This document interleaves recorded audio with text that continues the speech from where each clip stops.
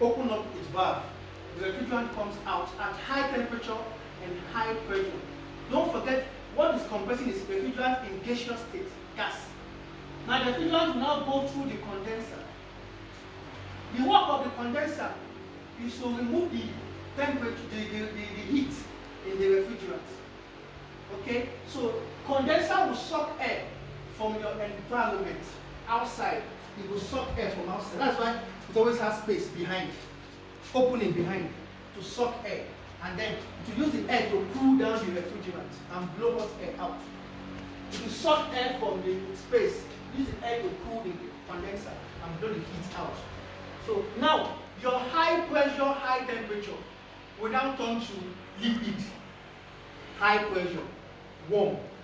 So when this man cools the refrigerant, it will become liquid. That's why it's called condenser. It will condense it from gas to liquid. That's why it's called a condenser. He left compressor as a gas. As gas. Entering the condenser to now condense it. That's why it's called compressor, because it will compress.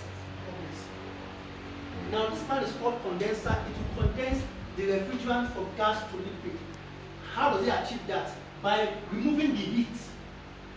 So once this fan is not working, it's not blowing, that means it's difficult to remove the heat, because you need to suck air and blow across the coil for the gas to release heat through the air. If the fan is not blowing, you have gas from here, gas coming back here. That means you have not exchanged any heat. So you need the fan working to suck air from the space and blow, from the environment.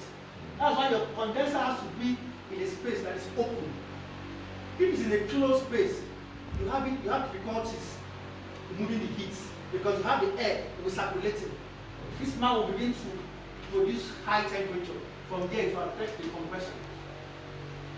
So your condenser has to be in an open space where it can suck air freely and throw the heat to the environment and suck air again continuously. It's the heat that this man is throwing out that will give good cooling here. This man will stop the heat to throw it out here. Am I communicating?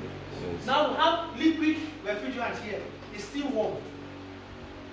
High pressure liquid refrigerant that is warm. Now we go to expansion valve. We go to where? Expansion valve. From the name expansion, it will expand the pressure. What happens when you expand something? What happens when you expand something? Pressure will drop. Okay. Pressure will drop. That's why it's called expansion valve. Pressure will drop. Okay. Hello? Yeah. That's why it's called expansion valve. Some that don't have expansion valve. Okay, good. Whether it's expansion valve or capillary tube or TXV, thermal expansion valve, they all do the same job. Okay? Now, I know you might be thinking, how does capillary tube do the expansion? Right? You're already thinking about it, very good. Now, you have the big pipe bringing the refrigerant. That's why your capillary tube is not always short, it's always long. At least more than 2 to 6 meters depending. You have this man entering 2 tiny capillaries